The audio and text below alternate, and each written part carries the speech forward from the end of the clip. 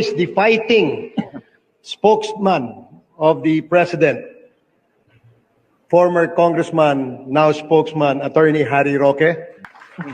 Lahat po ng anti-illegal drugs advocate, ngayong araw na to, palakpakan po natin ang ating sarili. Anti-illegal drug advocate. It has been the primordial duty of the committee which I head, the Committee on Dangerous Drugs in the lower house, to help ang ating law enforcement agencies in the war against illegal drugs. Napakaswerte po ng Pilipinas. Wow! Dahil nagkaroon ho tayo ng pagkakataon na magkaroon ng isang presidente na ang advokasya ay labanan ang ating problema sa droga. Wow! Seen a lot of people, politicians, and people from the private sector who have always been announcing that ako ay kontra sa droga, ako ay kontra sa ganyan, but never na nagkaroon ho tayo ng isang leader na ipinakita ang kanyang leadership para labanan o mag-declare ng totoong gera sa droga. At walang iba ang pwedeng gumawa niyan, kundi po si President Rodrigo Roa Duterte. Bihira ho tayo nakakita ng isang leader na bukod sa kanyang deklarasyon na war against drugs and war against criminality and war against corruption, meron pong ipinapakitang totoong datos. Kaya nga ho, meron tayong real numbers, PH, because that only indicates the real picture.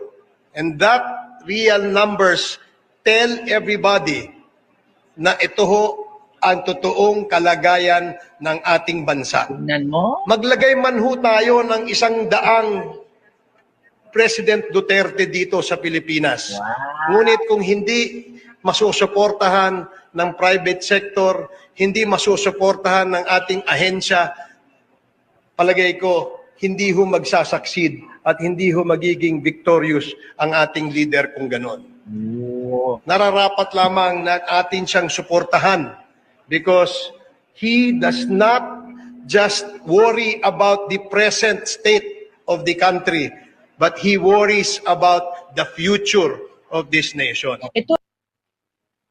The future of our younger generation.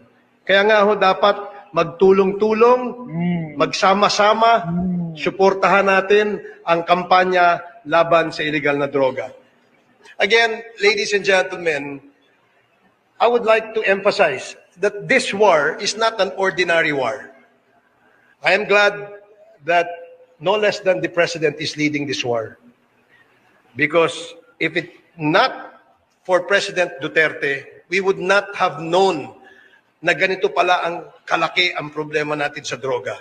He was the only leader bold enough, courageous enough to name narco generals, narco cops, narco judges, and even narco politicians. Kaya ho, ako'y hangang-hanga sa ating presidente. Believe na believe siya, I hope after the president's term expires in 2022, the next leader will continue this war against drugs.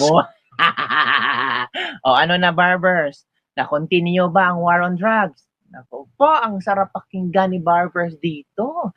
Napaka-positibo, ang hearing. At ang sinabi ko, abay, kailangan natin ng extension pa kay President Duterte. Nang sa ganon, ipagpatuloy itong kontra-drogang programang ito. Ang plastic.